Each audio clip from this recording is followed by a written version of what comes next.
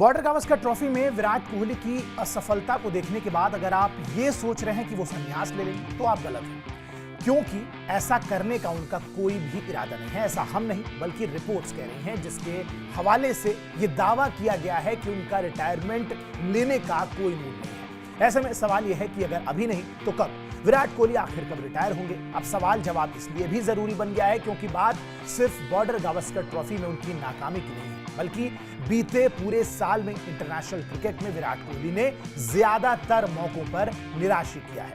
Border Gavaskar trophy में विराट कोहली की एकमात्र उपलब्धि पर्थ टेस्ट मैच की दूसरी पारी में आई, जब उनके बल्ले से शतक निकला।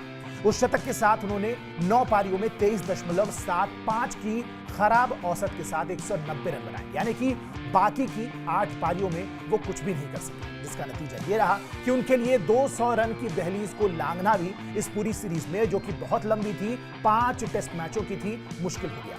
विराट कोहली जिन 8 पारियों में आउट हुए, उनमें से ज्यादातर बार वही ऑफ स्टंप के बाहर की जाती गेंद को उन्होंने छेड़ा और उसी तरीके से अपना विकेट फेंका। अब सवाल यह है कि ऐसे शर्मनाक प्रदर्शन के बाद विराट आगे क्या फैसला करने वाले हैं। फिलहाल इस बारे में आधिकारिक तौर पर कोई जानकारी नहीं है। जैसे रोहित शर्मा ने सिडनी टेस्ट मैच से ड्रॉप होने के बाद भी अपने आगे खेलने की मंशा को जाहिर किया, विराट ने वैसा कोई बयान तो नहीं दिया, लेकिन पीटीआई की रिपोर्ट के मुताबिक विराट का भी फिलहाल रिटायरमेंट का कोई इरादा नहीं है। भारत को अब अगली टेस्ट सीरीज लगभग 6 महीने बाद इंग्लैंड के दौरे पर खेलनी है। एक पूर्व सेलेक्टर ने पीटीआई से बातचीत में कहा कि रोहित हो या विराट, अगर उन्हें अगली टेस्ट सीरीज खेलनी है तो फिर उन्हें थोड़े रेड बॉल क्रिकेट तो खेलने ही पड़ेंगे, यानी कि सिर्फ आईपीएल की परफॉर्मेंस पर उन्हें नहीं चुना जा सकता दोबारा से रेड बॉल क्रिकेट में।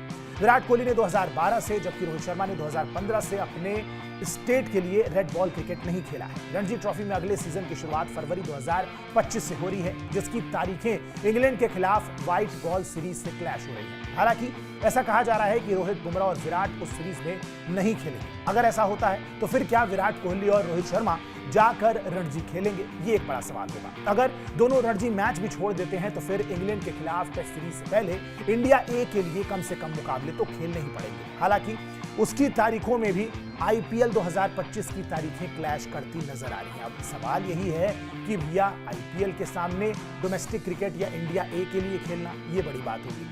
आईपीएल कोई नहीं छोड़ना चाहता है, जो सच्चाई है वो यही है। ऐसे में सवाल यही है कि अगर रणजी ट्रॉफी ये दोनों खिलाड़ी नहीं खेलते हैं, खासकर विराट कोहली की अगर बात की जाए, तो उसके बाद क्या, किस पैमाने पर इंग्लैंड दौरे के लिए इन खिलाड़ियों का सिलेक्शन होगा।